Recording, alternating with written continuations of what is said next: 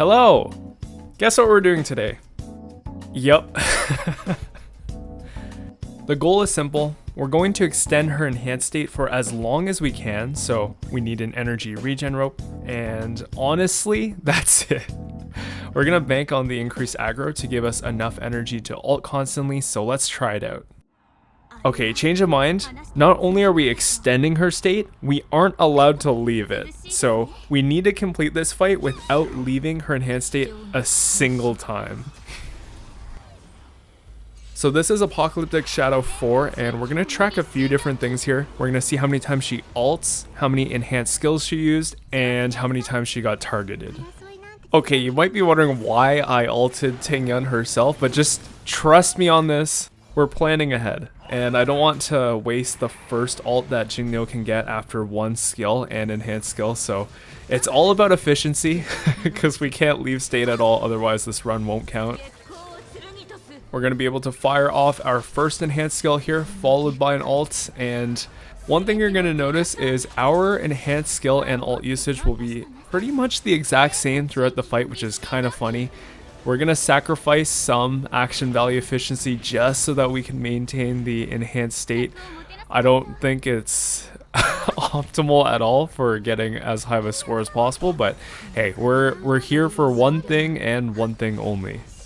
I've mentioned this in the other installments of Yunli's light cone on destruction characters other than herself, but in a team like this, Jingliu will have about a 71% chance of being the one that gets targeted by the enemy. So even though the chart I'm showing here isn't the same team, they're the same modifiers, and you can just replace Blade with Jingliu. So far so good though. We got hit 2 out of 2 times. We can rob an ult to also cleanse Jingliu out of that imprison or stun or whatever it does to you. This is going to be a pretty solid hit.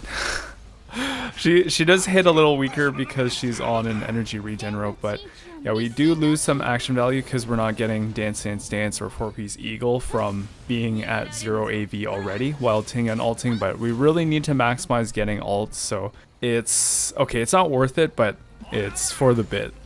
The reason why I chose Apocalyptic Shadow is I'm not sure if it's possible in MOC. It definitely is in Pure Fiction because you got see, look at that. We get targeted, get our ult back. It's perfect. But yeah, in Pure Fiction you have a lot more enemies that can hit you and just more energy from defeating enemies. But here you get a full reset on everyone's energy, so especially for a team with both Tingyun and Huohuo, it's like getting almost 2 full ults back. Huohuo is also running quid pro quo, which should help a bit. Most of the time Robin's going to be full on energy, so those procs will either go to Tingyun or Jingliu, especially because we're spamming their ults all the time, so they should be under 50%. As I say that, this is like the one time where Huohuo takes a turn and no one gets the quid pro quo refill, but it's okay. Actually, do we get hit here? Yeah, we do. See, we get targeted. Oh yeah, perfect. See, 4 out of 4 so far, definitely beating the expected probability, though we are at 89 HP. Kind of dangerous, but we do have Huohuo's turn, which means we can heal. We also got our quid pro quo proc on Jingliu. Oh, that's not the easiest thing to say. New tongue twister just dropped. Quid pro quo proc. Say it 5 times really fast and see how you do. Anyway, we are doing pretty well. I'd say we haven't dropped her enhanced state just yet, and we are slowly healing ourselves up. It is kind of risky because we are getting hit so often. Yeah, we would have definitely died there, but we're gonna make it. This ult will refill her to full. I probably should have used Robin ult earlier, but we're not actually gonna gain any action value anyway. I don't want to ult out of Robin's ult because we're gonna lose a lot of damage. I can definitely feel the difference without an attack rope. I think the only time you can justify using an energy regen rope is if you have E4, which is whale territory, I'd say, because you get more of a self attack buff from draining your enemies, draining your allies.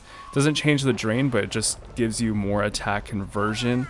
And if you have E4, you probably went for E6 as well, which means you have 3 stacks to start with when you enter state and a max of 4. and of course all that extra crit damage, but fights are gonna be so fast because you're doing so much damage that then you're never actually leaving state, so it might not even be worth running energy regen rope anyway. Because you'll get your 3 or 4 enhanced skills and 1 or 2 ults, and by the time you use those, might just be better to have an attack rope and just make sure everything dies.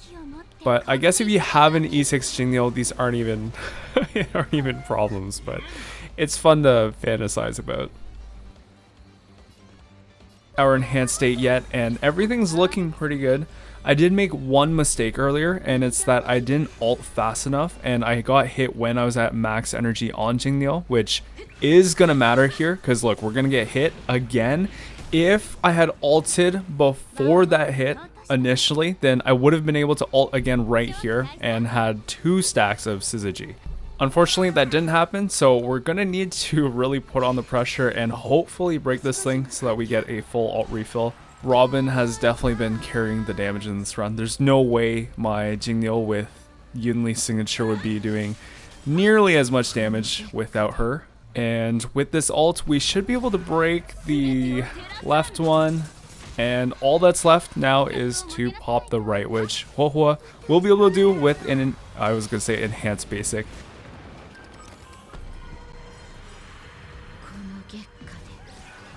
Jingliu ult gives us another stack, but I make a grave mistake here. I start refilling her energy before Huohuo takes her turn, and the problem with that is we don't get the quid pro quo stack on Jingliu, not stack, proc. Quid pro quo, I can't say it. Quid pro quo proc on Jingliu, which means you see that energy, she would have had enough. Missing less than 16 energy. She would have had another ult and we could have saved some action value. In the end, it's not that big of a deal. We just, you know, we still stay in the state technically, and we complete the challenge with this final hit.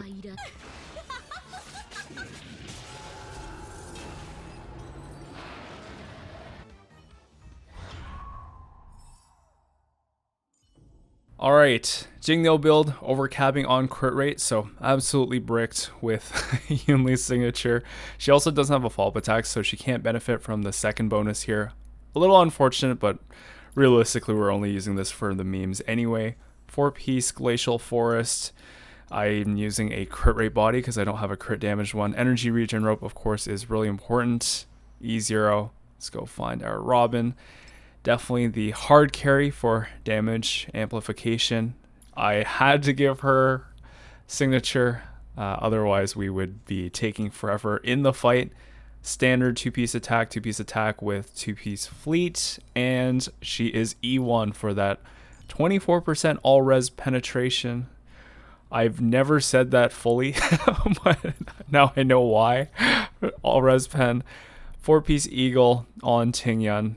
HP body. I got a lot of attack percent subs, so it's easier for me to go for more tanky build on her. And then Huohuo made her hyper speed this time just so that we get more quid pro quo procs.